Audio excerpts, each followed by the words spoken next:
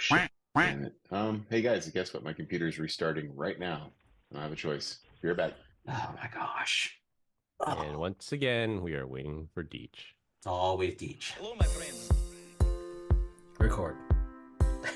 Thank you for joining us for the PEBCAK Podcast, a weekly information security show featuring some all-around good people. It is week 15 of 2024. I'm Chris Louie, and off this week for spring break. With me, I have my co-host, the Cloud God, who has way too much time on his hands making meme videos. I wouldn't call it too much time as much as just stuck in the airport and trying to have fun. So that's, it is what it is. You doing that on your phone or on your Mac? I'm doing it on my phone. I think it's CapCut. Nice. Are you using CapCut?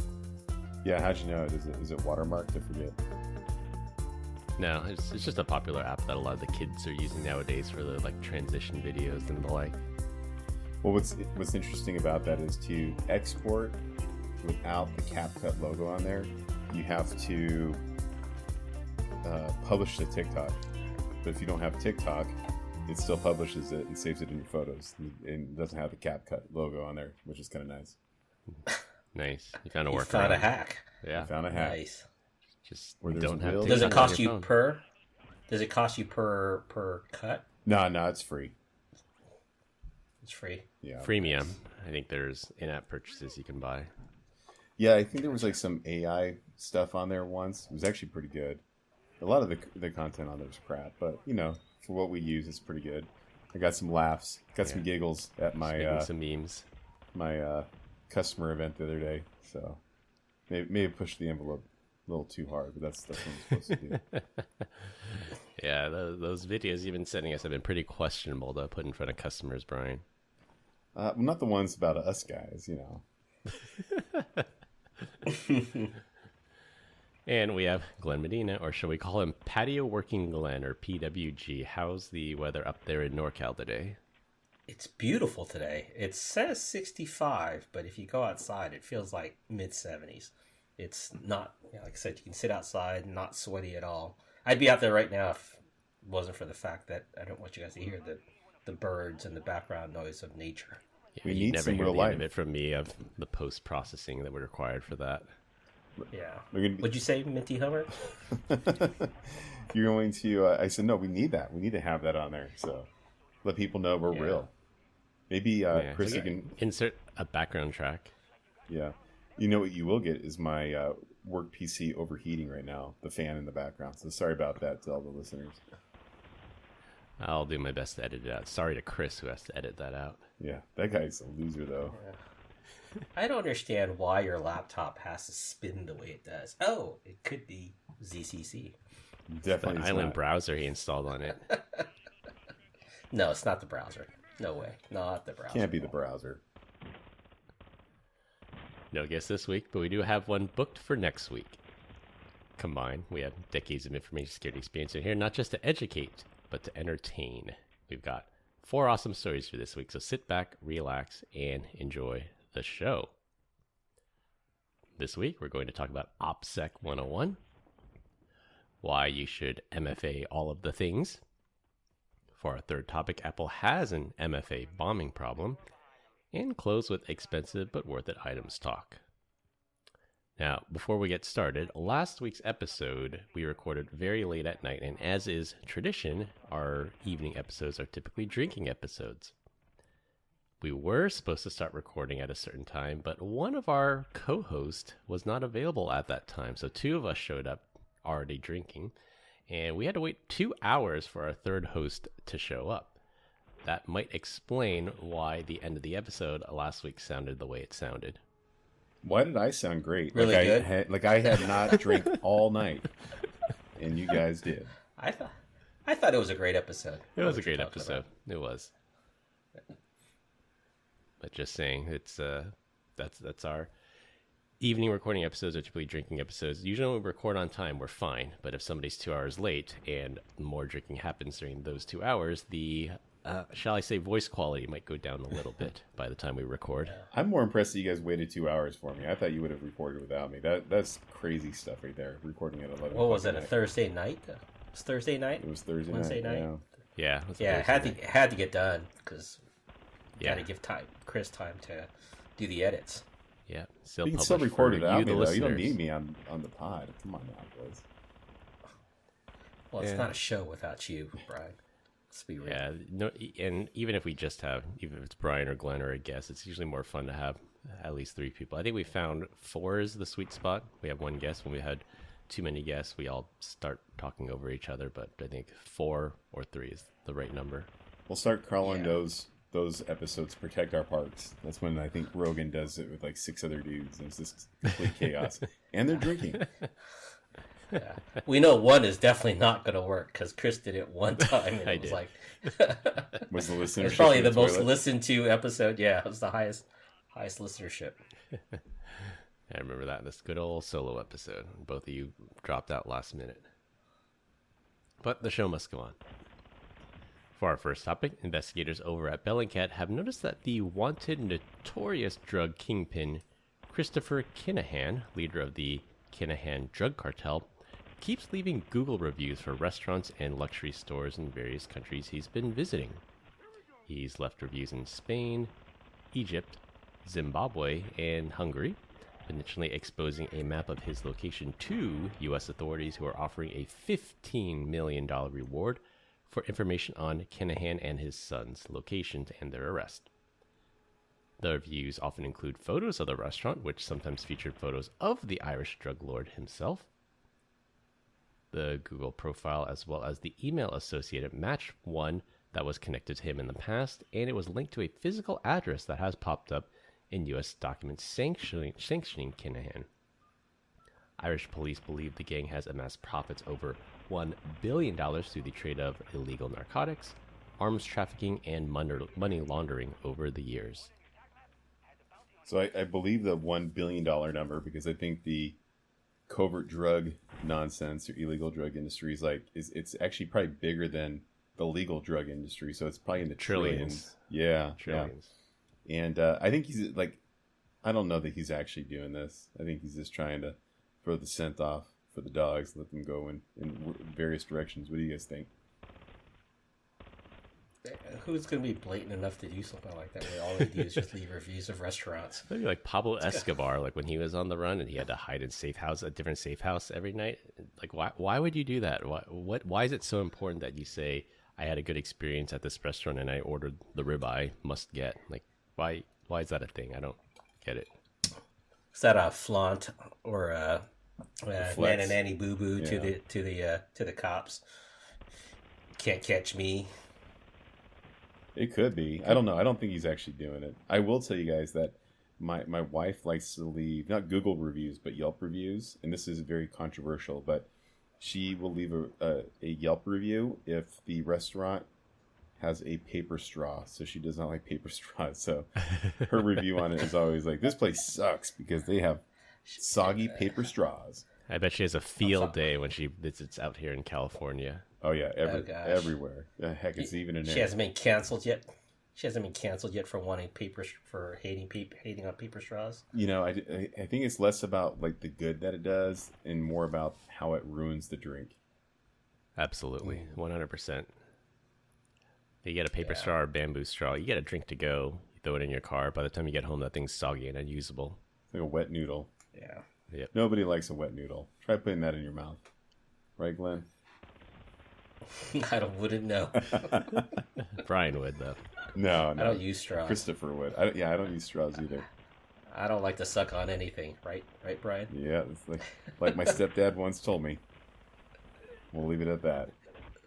So, do you think this is real, Chris? Some of the Google reviews have photos, and some of the photos in these locations, like if you zoom in on the background, you can actually see this guy in the restaurant or in the store at the time. So there's some legitimacy to it because there are actually pictures of him in these locations, and the pictures that he posts match pictures of the actual locations. There is some legitimacy that at some point he was at this location. That is hilarious. Deep fakes. I don't believe it. Yeah. Come on. Really?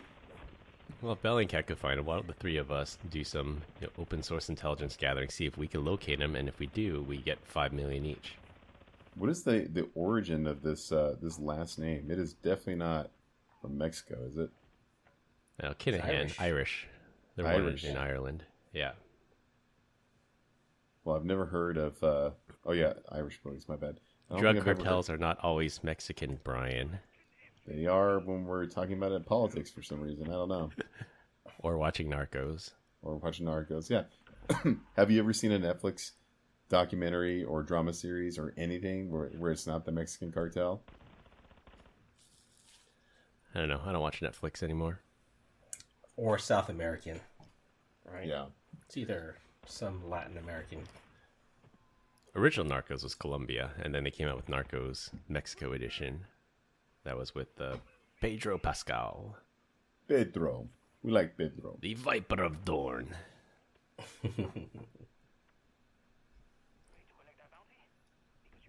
It's just like that. This reminds me of that. Okay, so I did watch the Netflix special on John McAfee, and that was quite interesting. And I think that was where John McAfee sent a selfie of him to some reporters, and then the reporters like explicitly told the editors screenshot the picture before you post it, but they didn't do that, so they posted it and then gave away John McAfee's location that way. All right. Party foul on McAfee for not taking that out to begin with. Beforehand, yeah. Yeah. I think even you do that, right, Chris? I do. I always screen grab a picture before I post it just to get rid of the EXIF data. Now, where would you post a photo? Because I know Instagram scrubs it already. Yes and no. The data is in it because if you post it and you hit geotag, it knows exactly where it is. So they store it somewhere. It might not be public, but for like the newsletter or LinkedIn or anything like that, I'll scrub the location data out of it. Nice. And Apple even has that new feature where when you airdrop it or you share it or you text it, it has a little option button at the top that says option. You can remove the location data. Like Signal will do it automatically, but if you do it through like iMessage or AirDrop, you can remove it, but you can still get data from the device. Like you know exactly what phone I have, you know what resolution I took at all those things. So it's more information out there. It's not needed, so I just screen grab it and then post it. Why you might be able iOS to is figure out what superior. Mac I have. Yeah. I don't know that. Right now, VDL's rolling his eyes with his Pixel 8. And his Windows machine. And it's actually because it's called that because he has exactly 8 pixels on his phone. Yeah. The screen 8 resolution pixels of resolution. You know. Too funny. I could have swore I had drinks with John McAfee at a bar in San Jose. I'm sure you have. Everyone has a McAfee story. Yeah. A lot. There were a couple of us. I think it was after it, like a team event. We were sitting at a bar somewhere in, I'd say somewhere in San Jose. Anyways, we were sitting there, and one of the guy goes, "Is that John McAfee just sitting at the bar by himself?" And we're like, "No way." So we all kind of took turns bellying up to the bar, going, kind of Creepily looking over at him. And then one of the guys just started talking to him and didn't say, "Hey, are you?" Just kind of like struck up a conversation. Next thing you know, we're taking all kinds of pictures with him. And then after we all took pictures, he kind of took off. He disappeared. Could have pulled the whole "you look familiar" Yeah. line. Yeah. Are you my dad? Guys love to hear that. Yeah. Yeah. I'm looking for that picture. It's too funny. You find it, we'll post it. Yeah. Instead of Stable On Diffusion, we'll use Glenn's We'll use photo with Glenn and John McAfee. There you go. I should ask Stable Diffusion, create a picture of John McAfee and Glenn, see if it'll do it. Yeah. I'm going to find that picture now. I've got it somewhere. All right, dig it up, buddy. Pics or it didn't happen. For our second Yup. topic, if you ever need a reason to add multi-factor authentication to your logins, a woman's jilted husband seemingly hacked his wife's LinkedIn account to expose her affair to the entire business world. In posts that have gone viral but since deleted, a woman only identified as Kelly has been posting on her LinkedIn profile, giving very graphic details of her alleged affair with another man, identified only as Garth, who works in Leeds. Gareth, not Garth. Only as Gareth, who works in Leeds. The post continues on that she's a mother of 3 and how she has to now move out of the house and staying at a friend's spare room while they sort out the divorce. The husband also allegedly changed her job title to something very explicit, but allegedly some act she's performed on Gareth from Leeds. Some of the comments of the post point out that she will likely have to leave the country to escape the negative press of this story. I mean, yeah, you could do multi-factor authentication, or maybe you just don't be a douche and cheat on your spouse. There's that. There is that. But in all of the Oh reasons my why gosh. so with MFA turned on for LinkedIn, that was never one of the reasons why I did it. I never even once thought, well, just in case, you know what I mean? Like that would be You have a something- jilted spouse that's going to out you. Yeah. Like, Well, I can only imagine he probably would have had her MFA card anyway, right? I mean, her YubiKey something. He probably had access to all that stuff to begin with. Maybe, but if she he did took find her, out, if right? she had if you had a phone Yeah. authenticator, then she took her phone and that authenticator's not available anywhere else, or it's SMS based and he doesn't have access to her text messages. It's one extra layer. We're imposing costs, Glenn. We're not preventing the hacking. We're imposing costs. I don't know. That was a very well written message. It sounded like it was AI written. What do you guys think? I about felt that? like it was written from the heart. I don't think the husband did it. I think she did it. It was not. Yeah. That's what the She post- wrote it herself. That's what She the wrote post it alleged. herself. Yeah. The post open says, "I have not been hacked. These are my crimes." But it's, I personally thought it was written from the point of view of the jilted husband, and written. It was like he wrote it to make it sound like she wrote it. It's kind of that. Oh, absolutely. Are you saying I'm naive? Maybe. Yeah. Not at all. Yeah. Not No, at all. definitely. I remember when And- you sent it over, I was like, oh, gosh, something else to read. And of course, it's like small text. I had to zoom in. I was like, oh, this is juicy. Wow, that's. Is it still there, or did they take it down? It's deleted. But there's lots of Yeah. screen grabs going around the internet, and the article we linked through, posted here, has the full post with image. names edited out. But Yeah. But I mean, That's the post. It's not like this is the first time we've seen this, right? We've seen this before on LinkedIn. We've seen it before on Facebook and Instagram and all those other social media platforms. I've never seen it on LinkedIn. I think that's what made this different. Like we've seen it in Yeah. the Facebook, the Instagram, the Snap, all that, but never on LinkedIn. I think this is my first Yeah. time I've seen personal business on this level on LinkedIn. Yeah, I guess it's better than the old school method of just spray painting the car that says "whore" on it. Right? So I think it's got the point You out guys even don't better. remember that? No, yeah, totally. What was the comment section like? Did you actually find it?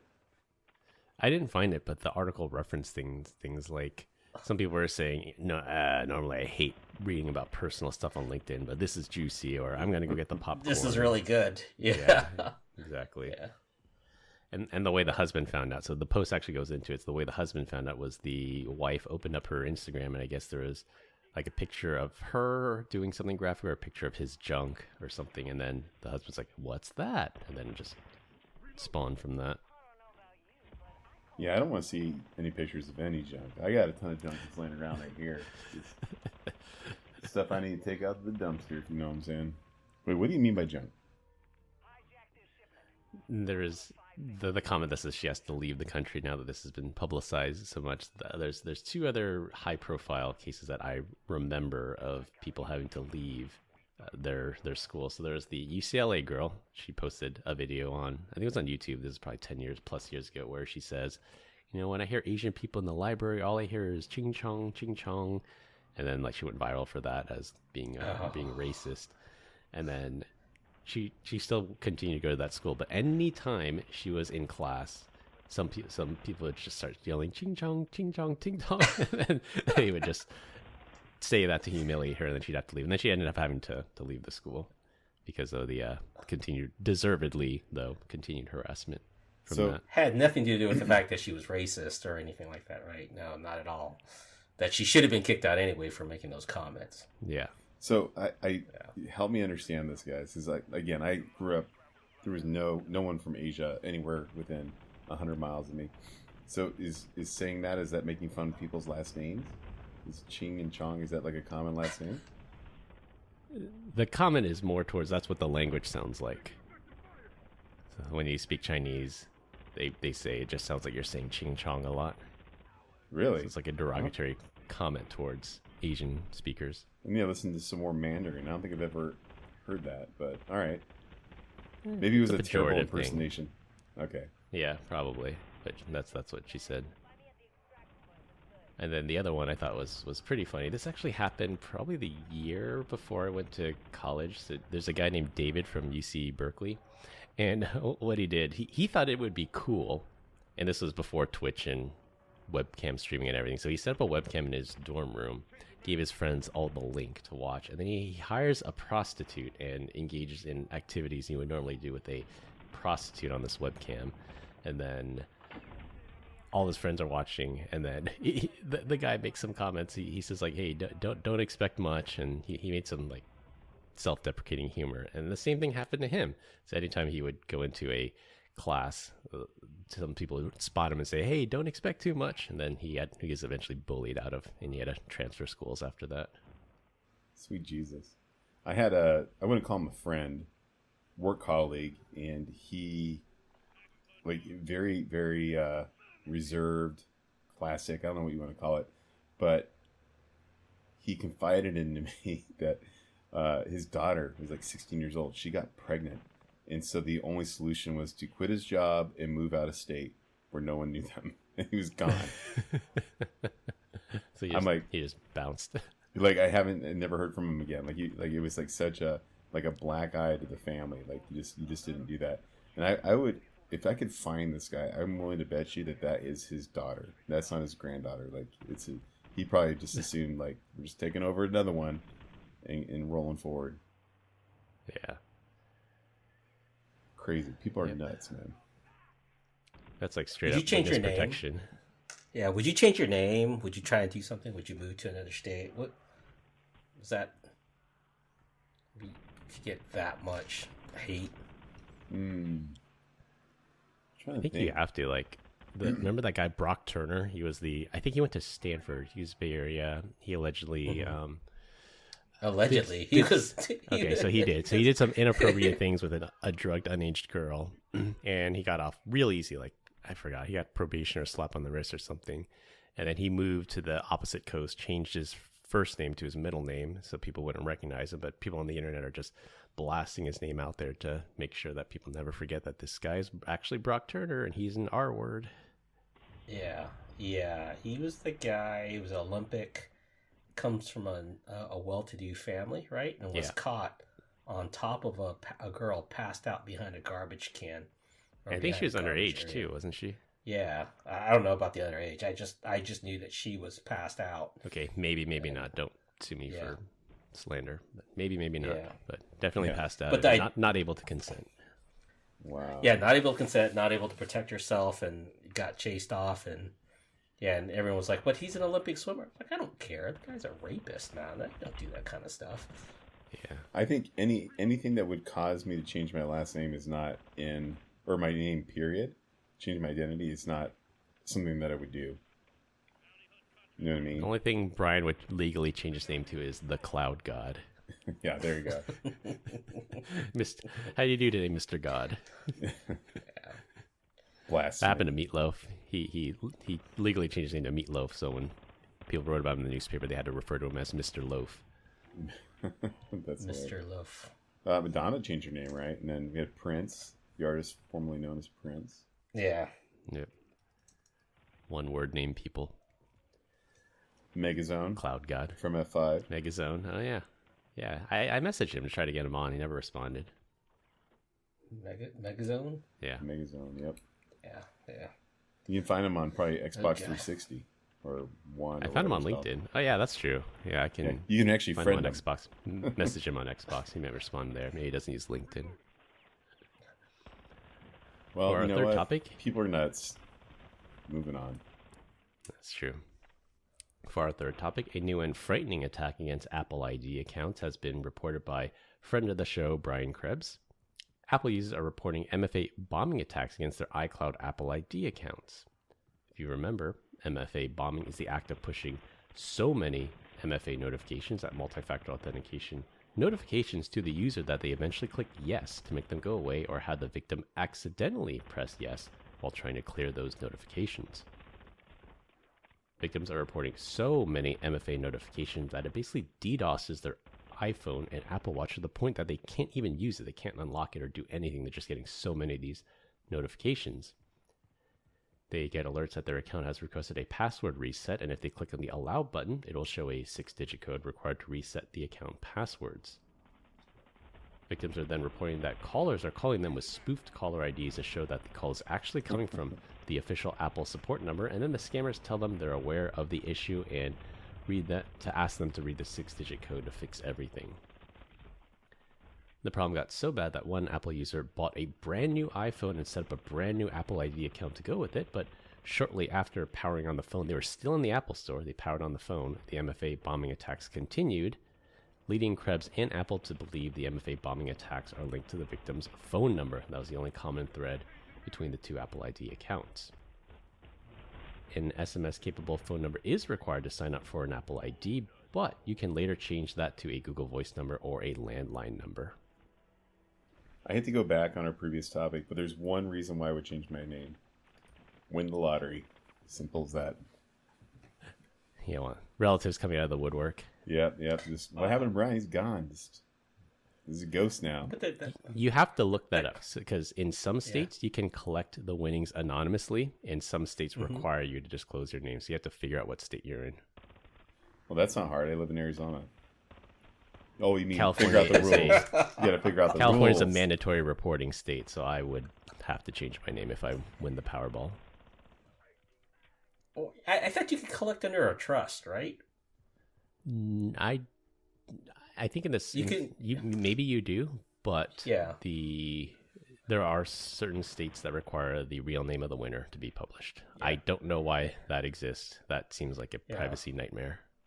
I could have swore there was a couple winners in California that were represented by a lawyer, and the lawyer was the one that signed for everything on behalf of the winner. So it's good. I have to look that up. Yeah, I'll have to look that up. Then you won't have to change your name to Cloud God, then, Brian. That's true. Yeah. Well, now everyone's Duke Silver. Yeah. So many lottery winner. Names. Yeah. Minty, never mind. Yeah. So going back to this article. Yeah. This is insane. Apple's going to great lengths to really boost these iPhone sales.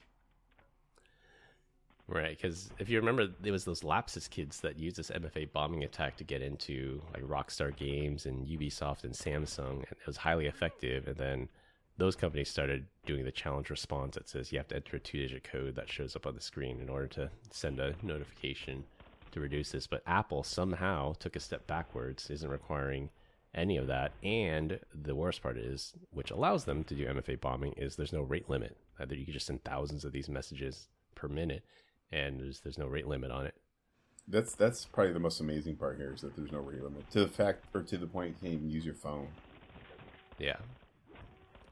I'd be pissed if that happened.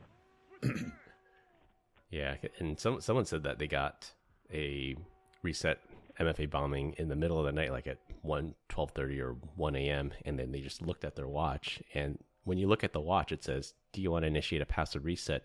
The only button you can see is allow. You have to scroll the scroll wheel to hit the don't allow button. See, this is why I don't sleep with the watch on. How do you track your sleep then, Brian? I wake up and I was like, oh, I slept great. How do you check your sleep, Bruno? My bed tells me how good of a sleep I got. So he has a smart bed. Yeah. Well, I've got a sleep number. So the sleep number will tell you how many times you tossed, turned, and restless sleep, whatnot. Bro, they have a $10,000 bed right now. Maybe even more than that. It actually has like a fan built into it, so it blows cold air on Who's you. buying a 10? Yeah, on your parts.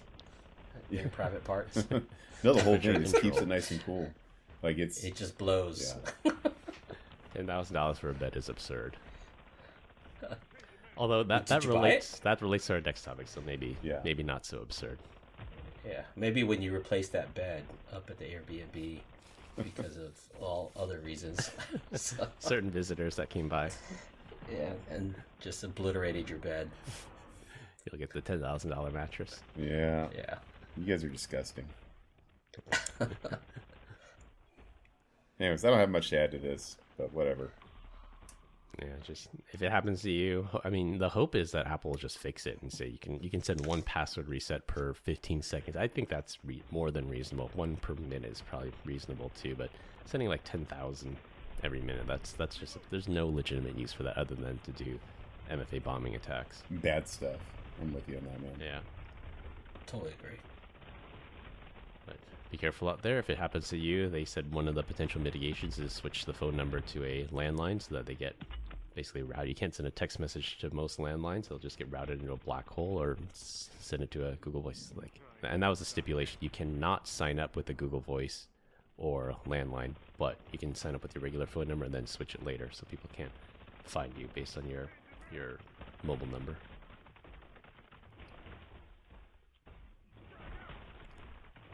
For our last topic, and it'll be a rotating topic every week. This week we're going to talk about what seems to be overpriced, but in reality is 100% worth it. So Brian brought up the $10,000 bed. I think that's absurd to spend $10,000 on a bed, but if it's let me tell you about this $10,000 bed I just bought. I'm just kidding. Allows you to get a good night's rest. Like you really can't put a price. If that's the only way you can get a good night's rest, you can't put a price on a good night's rest. So that maybe it's worth it to you. Value is relative. I think. I'm not gonna buy a $10,000 bed, but I will buy some nice sheets. Right, like that's a third of your life. You don't want to be sleeping on hay. It's true. What's sheets last you 30 years. No. Holy cow. No, but third of your life, I think he said. A third of your life you spend sleeping, right? So you might as well get some comfy sheets. You don't want to be uncomfortable. Oh. Are they silk, Brian? No, I don't like silk. This is like a high thread count. What's your thread count? Egyptian cotton. I don't know, 1,000, 1,200, something like that. I don't know. Egyptian cotton. Some good sheets. Yeah. Actually, they sell them at Costco. They're amazing. Yeah, I'd agree with that. Good sheets. And they are more expensive than the 300 count, but you definitely feel the difference. It's like sleeping on sandpaper versus sleeping on a cloud. So I haven't bought the Sleep Number bed yet. I'm definitely not buying the air-conditioned one, but I am considering getting one where I can have my own sleep comfort, because our bed as it is right now is super fluffy and whatever, but man, my back hurts all the time. I travel, sleep on a nice hard bed, and life is good. So I think I'm gonna have to bite the bullet and buy a Sleep Number. Yeah, the his and her side makes a big difference. My wife likes her side of the bed very hard and like a plywood board, versus I like mine's very spongy. I want to melt it to my bed. Sleeping on a cloud. Did you ever fall into the crack? No. Between the two sides. We don't have that time. Did you ever mistake the crack for something else? If you know what I'm saying? Yeah, no. She has fallen over to my side because my side is a little lower as far as inflation. So, yeah. What is your Sleep Number? Oh, this is too soft. I'm 35. Holy crap. 70, 80. She's supposed to be a 50, but I think she sleeps at 70 or 80. So you guys and your numbers. I still have a Casper mattress that I bought years ago off one of those podcast ads, and I still love it. Yeah, that thing's full of dead cells, skin cells, and I guarantee your bed weighs at least 4 times more than what it weighed when you bought it. It has a washable cover. He said, ugh. All right, so I have shoes. Yeah, shoes. Yeah, that's good. That's what I said. Yeah. Good fitting and comfortable shoes. Sometimes they're pricey, like the Ultra Boost tend to be a bit pricier, but it's so worth it. Just like running and walking, comfortable shoes. So hopefully you guys probably are as dumb as me, but I was in Australia. I walked by, I saw an Adidas store, so I walked in and was like, man, where are the Ultra Boosts? The Ultra Boost there. She's like, but we got these. I was like, oh, this is a pretty cool looking shoe. I was like, get it to me in 13. She's like, yeah, it's a collab with Bad Bunny. I was like, oh my god, I like a girl's shoe. And she's like, no, Bad Bunny is a male rapper. I was like, oh, okay. Anyways, they didn't have it, so. Oh. But I did buy them off of StockX. So. Nice. Paid over retail then. It was at $179, so I would assume that I'm probably pretty close to whatever it was. Yeah. It wasn't it's the weird colors bring in the the 450 number and stuff like that. But to go back on topic here, An electric toothbrush, I think, is worth it. Yeah. Lazy. No, Okay. I think it's just people don't brush long enough. I asked my dentist about that. He says, can it remove more? He's like, all that ultrasonic stuff, that's all BS, but will it remove it more? He said, absolutely, because that thing forces you to brush for at least 2 minutes. And that's what people typically don't know. If you pay attention to the timer. So Yeah. there's two sides of that, right? I don't know. I feel like overall my tooth health is exponentially better with it. Maybe it's just, there's a timer on there, so I just brush for as long as it tells me to do it. So maybe that's all it is. All I do know is that if I use like a regular toothbrush, my gums are like my hair, like receding. Like I brush way too hard with that thing. So I cannot. Jack Reacher. Yeah, I am not. I'm not for that. And so the only other thing I would say is worth it is a suit. So I've always bought off the rack, and nothing ever fits me. Just I look like a fool. And so I finally spent some money on a good suit. I already know Chris feels the same way, and Glenn says he has no utility for it, but. Yeah, I'd agree. The fit and the feel of a bespoke suit, and people notice. Like I posted a picture on LinkedIn when I had a good fitting suit, not great, but a good fitting suit. And I thought it was nice, and someone noticed right away. It's like, hey, your sleeves are too long. Like they just right off the bat, just some jerk online, of course, posted that. But then when you wear the fitted suit, people notice. Yeah, totally. I can see that. I just don't see a need to wear a suit. Like before, I used to wear a suit. Like when previous company, I wore a suit 360 plus days of the year. Now I just don't see a need to. So thank goodness. Island's dress code policy: shorts. Love it. So even in the office, even on boardroom day. Nice. Yeah. Some advice that guy, friend of the show, guy gave to me. He's like, if you're ever in front of a group of people speaking, you always wear a jacket. So I have to at least have a good fitting jacket. Yeah, no, you'll get laughed out in my company. So, what do you got, Glenn? What do you think is good money to waste? I'll be honest with you. I love a nice MacBook Pro maxed out, even though they cost a grip. They're way better than any other high-end computer or laptop out there. Like I love my MacBook Pro M1 right now with 32 and your M1 or M3 processor. It's an M1. Jesus. It's from 2 years ago, and it's still working, and it's no issues like your corporate laptop. So, but yeah, but I think money well spent on a good laptop, specifically the Apple line, is well worth the money. I'm with you. I think I bought my M1 Max the same time you bought yours. I still use it every day. I record the podcast. I edit the podcast. It's like you take the same laptop and a Windows machine, and you get this like PC rot that goes along with it. It will never run. Like this thing runs the same as the first day I got it. It just battery life has decreased a little bit, but for the most part, great investment. Yeah, maybe the Apple line, the iPhones. I'll be honest with you, I've been lately, like maybe ever since the 10, the iPhones, I'd like, I got to get one every year. This 13 that I have right now, it's rock solid. Other than battery, I haven't had any issues with my phones. I'm on the 14. So ever since I'm with 10 you. and above. iPhone 17. That's the next one I'm getting. I can wait. And that's a problem for Apple. They're saying that first of all, phones are like $1,500 now, and second of all, they said there's not enough innovation. People aren't upgrading every year, every other year like they used to. I did. I don't think I ever missed a year until this year. Yeah. Well, they haven't really innovated anything either, right? It's just more processor, more memory. Yeah. Better camera. Space camera now. Price. Yeah, better camera. Yeah. USB-C charging. And you guys know what I ran before this. You guys, I had an iPhone 7. And the 8, 7, or whatever it was, right? It was like, it was ridiculous. Yeah, so I imagine this thing is going to stay with me at least for the next 10 years. So. Holy crap. I do need to get a new battery, though. This thing it's a dog. I was fully charged and used it at next to nothing, and I'm at 54% for the day. Yeah. New battery's cheaper than a new phone. Yeah. Yep.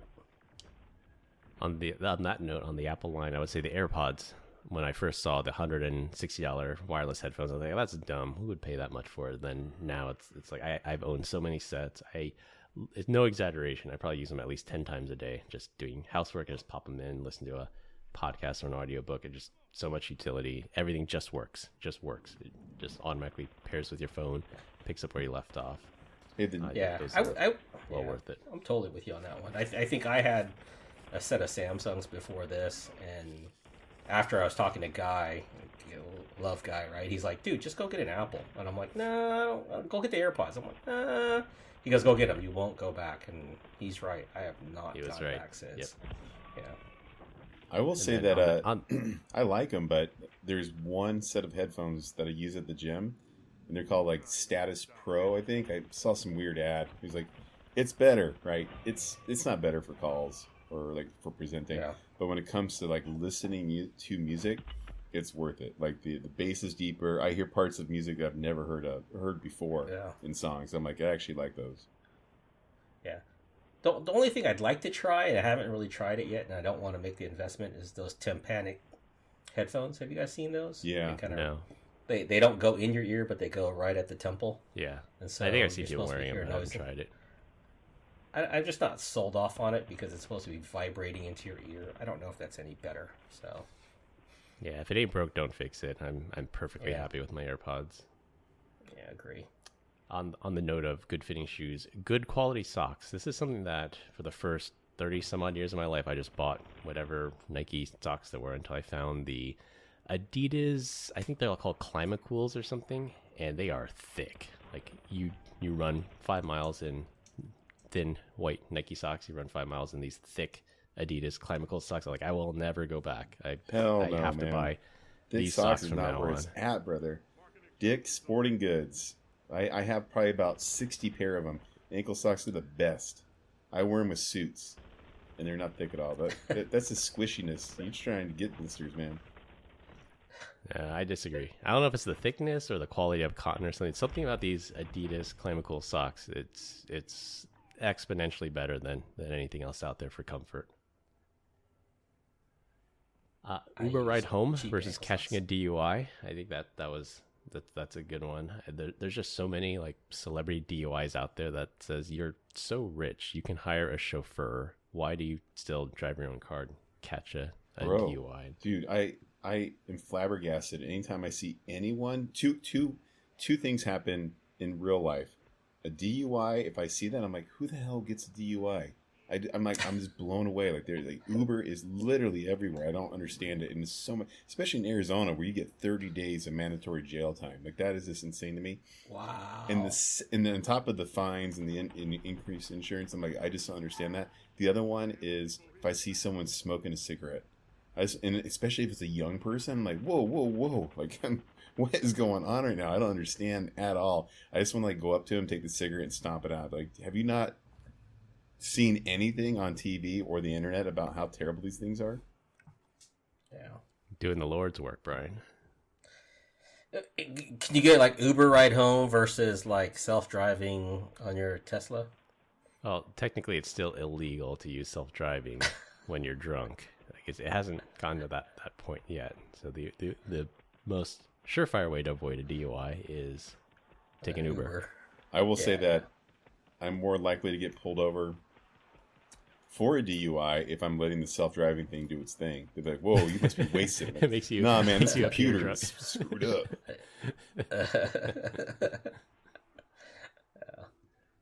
Yeah, and the last thing I would say is a good gaming mouse and or an office chair, because if you're in front of the computer all day, like you said, Brian, a third of your life you spend in bed, a third of your life you're probably using a keyboard and a mouse. Buy a good quality keyboard and a mouse, and typically the gaming stuff is where it's at.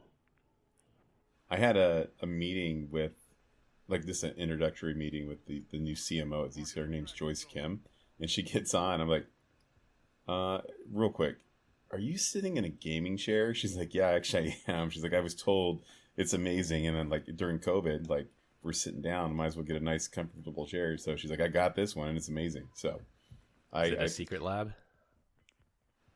I believe so. Yeah, it was and it was obvious. It's a gaming chair. It's like that is. There's not an executive chair like that at all. That is definitely a gaming chair. Do you guys have a gaming chair? Do you guys have one? I don't know. I got a Tempur-Pedic. I got a normal one from Office Max, and I think it's fine. Mine's on its last leg. I'm ready to upgrade. Not to look down on you peasants or anything, but I don't even have a chair. I just stand at my desk all day. Oh, wow. You never sit down at all? I never brought an office chair to my new office. Oh. That's because your autism prevents you from sitting still. Well, that and Like, Chris doesn't work very much. It's like 2 hours a day. So I work, Like, I'm standing. he's always on the beach with his kids, you know. Like I have a standing desk that I can adjust. I've never adjusted. I set to the stand level. I've never touched it since. So what's the point, Chris, of getting a standing desk if you're not? I like going the to? option, Glenn. Maybe if come on. If I'm in a horrible accident and I can't stand for 10 hours a day anymore, then maybe I'll have to sit. Oh my gosh. You'll never be in a horrible of accident. those Don't you guys. say that. I will What try. are you talking about? I will What are you try. talking about? I don't know about the gaming mouse, unless you're doing games. But I use like the ergonomical mouse. It's got Yeah, the like a thumb good mouse. ergo mouse. That mouth looks dirty. Dude, well, no, it's It'll be not fine. dirty. It's just wore out, dude. Like it's Yeah. it's insane. But yeah, that thing's definitely helps out, especially when you're doing diagrams. Yeah, a Zoom good in and stuff. ergo mouse. Yeah, maybe more specifically. I tend to like the gaming mice better if it's my ergo better, I guess. But yeah, my wife has a vertical mouse because she has carpal tunnel, so she can't have her wrist in a certain position. So she has one that you hold like this. So whatever works Which for you, way? but you use whatever position you're in, whatever's most comfortable. Spend the money, even if it's $100. Use it 8+ hours a day for until the thing dies, a couple of years. Like it's well worth it. A monitor. That's also key. Yeah. So, yeah, a good sized monitor with a good refresh rate. It's definitely key. Yeah, I have a 144 hertz refresh rate monitor, and then I plugged it into an older device that only supported like 30 hertz, and I said, "What is this? Like, what is this that I'm using? You cannot go back to 30. 60 Was it maybe phasing okay. on you? It was Was phasing on me. I said, "What?" It was almost like as if I was on some drugs and time was slowing down because it was like I'm just so used to that fast refresh rate. Can't go back. That's Can you funny. see the refresh rate in like the settings and you like under displays? Yeah. So on the Mac, I think go to displays. External monitor. And then it says refresh rate, and then it's 30, 60, 100, and then mine runs 144. Mine's at 75. Wow. Is that caveman? 75 is No, fine. that's good. Like 60 is usually good 60 enough is for old gaming. school. Okay. Yeah, but 144 is where it's at. So the built-in MacBook Pro says ProMotion. So I wonder what that is. Probably 60. Yeah. All right, hold Oh, on. shoot, mine doesn't even go up there. Mine only goes 60. Peasant. Yeah, I know. Peasants. Dude, this old MacBook, this i5, whatever, doesn't even show the refresh rate. It's so old. Yeah, That's it's probably bad. 30. Well, we continue to get great comments about our dad joke of the week. Dad joke of the week. This week, I'm up. My wife fainted on the baggage carousel at the airport. Thankfully, she came around. I saw that one coming. I saw that one coming. Coming around? Coming around. Yep. Get around, get around, I get around. Oh man, Beach Boys. Look at this. All right. All right, to wrap things up. Drug kingpins on the run should not leave Google reviews. Add multi-factor authentication to your LinkedIn account. Be careful of Apple MFA bombing attacks. And spend money where it really counts. That's all I have for this week. We hope you enjoyed this week's episode. You can find us all on LinkedIn. Links will be in the description. Follow us on Instagram at PEBCAK Podcast. Thank you to all our listeners and subscribers. Rate us 5 stars in the iTunes Store and Spotify and left us a review. We appreciate you all spreading the word to help grow the show. The best way to find us is to search for the PEBCAK Podcast on your favorite podcast listening app. For my co-hosts Brian Deitch and Glenn Medina, I'm Chris Louie. Thanks for listening. We'll see you all next week, and as always, have a nice day. Bye, Felicia. Have a nice day.